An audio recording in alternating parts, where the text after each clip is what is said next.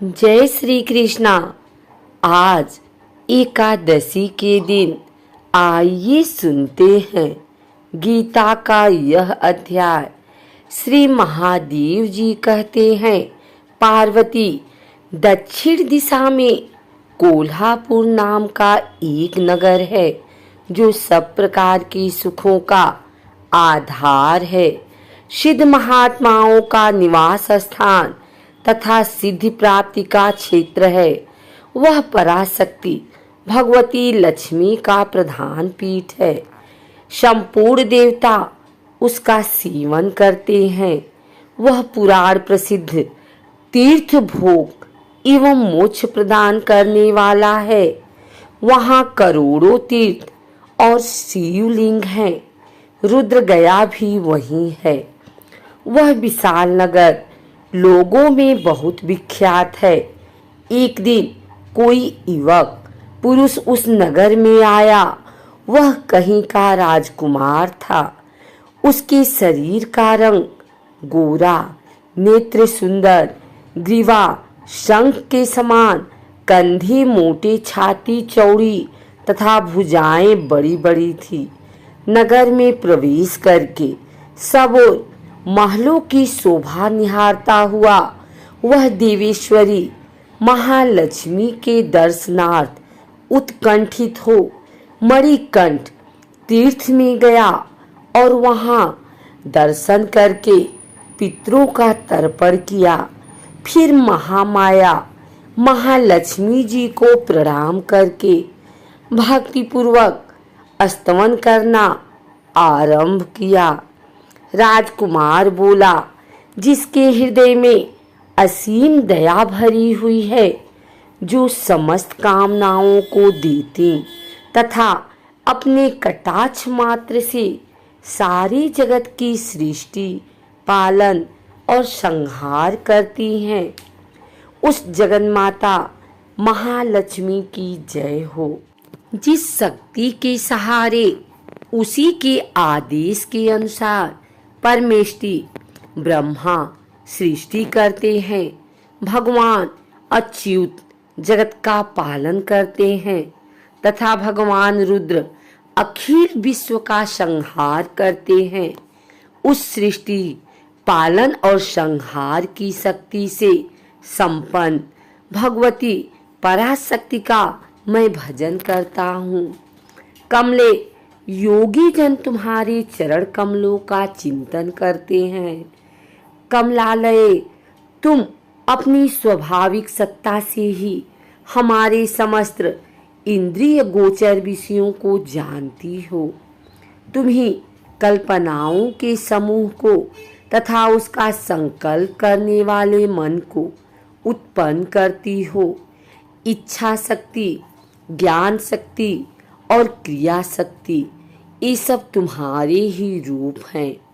तुम परासंवित परम ज्ञान रूपली हो। तुम्हारा स्वरूप निष्कल, निर्मल, नित्य, निराकार, निरंजन, अंतर्हित, आतंक शून्य, आलंबनहीन तथा निरामय है। देवी, तुम्हारी महिमा का वर्णन करने में कौन समर्थ हो सकता है, जो सत चक्रों का भेदन करके अंतःकरण के 12 स्थानों में विहार करती हैं।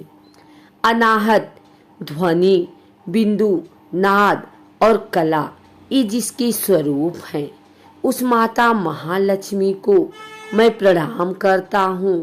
माता, तुम अपने मुख रूपी पूर्ण चंद्रमा से प्रकट होने वाली अमृत राशि को बहाया करती हो। तुम्हीं पर पश्यंती, मध्यमा और बैखरी नामक बाड़ी हो। मैं तुम्हें नमस्कार करता हूँ। देवी, तुम जगत की रक्षा के लिए अनेक रूप धारण किया करती हो। अंबिके, तुम्हीं ब्राह्मी, वैष्णवी तथा महेश्वरी शक्ति हो। वाराही, महालक्ष्मी, नारसिंही, ऐन्द्री, कौमारी, चंडिका, जगत को पवित्र करने वाली लक्ष्मी, जगत माता सावित्री, चंद्रकला, तथा रोहिणी भी तुम्हें पूर्ण करने के लिए कल्पलता के समान हो। मुझ पर प्रसन्न हो जाओ।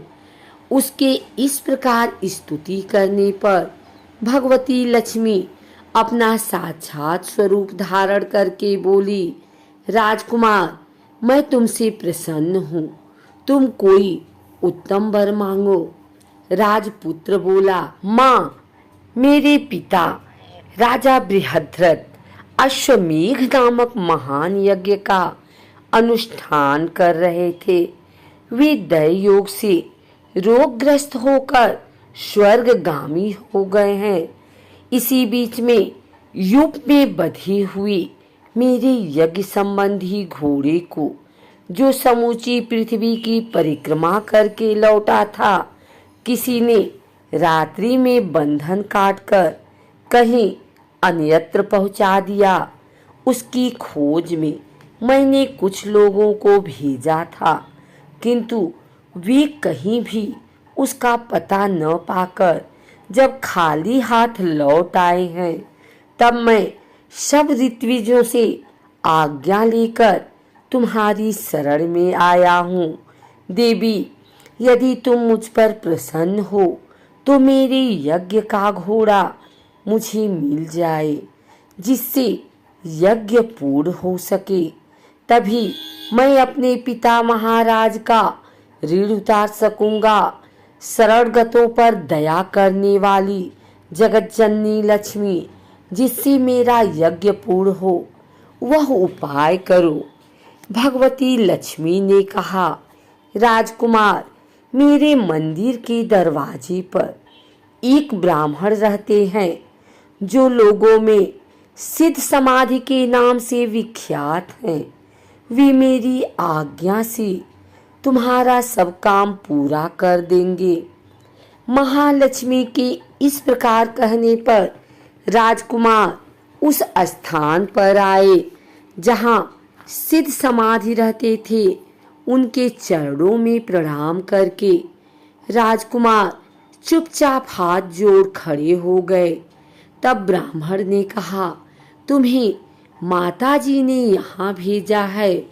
अच्छा देखो, अब मैं तुम्हारा सारा अभिष्ट कार्य सिद्ध करता हूँ।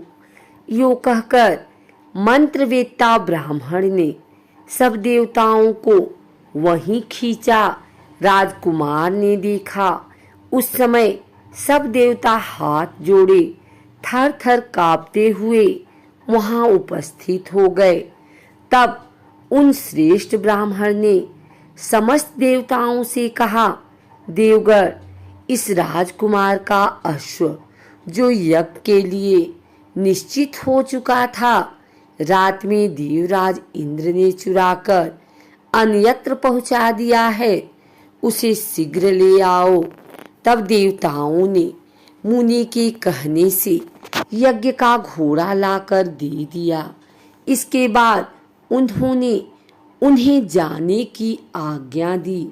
देवताओं का आकर्षण देखकर तथा खोए हुए अश्व को पाकर राजकुमार ने मुनि के चरणों में प्रणाम करके कहा, महर्षि, आपका यह सामर्थ्य आश्चर्यजनक है। आप ही ऐसा कार्य कर सकते, दूसरा कोई नहीं। ब्राह्मण, मेरी प्रार्थना सुनिए।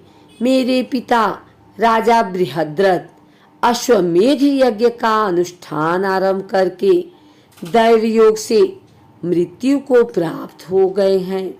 अभी तक उनका शरीर तपाए हुए तेल में सुखाकर मैंने रख छोड़ा है। साधु श्रेष्ठ, आप उन्हें पुनः जीवित कर दीजिए। यह सुनकर महामुनि ब्राह्मण ने किंचित मुस्कुराकर कहा, चलो, जहाँ यज्ञ मंडप में तुम्हारे पिता मौजूद हैं, चलें। तब सिद्ध समाधि ने राजकुमार के साथ वहां जाकर जल अभिमंत्रित किया और उसे उस शव के मस्तक पर रखा।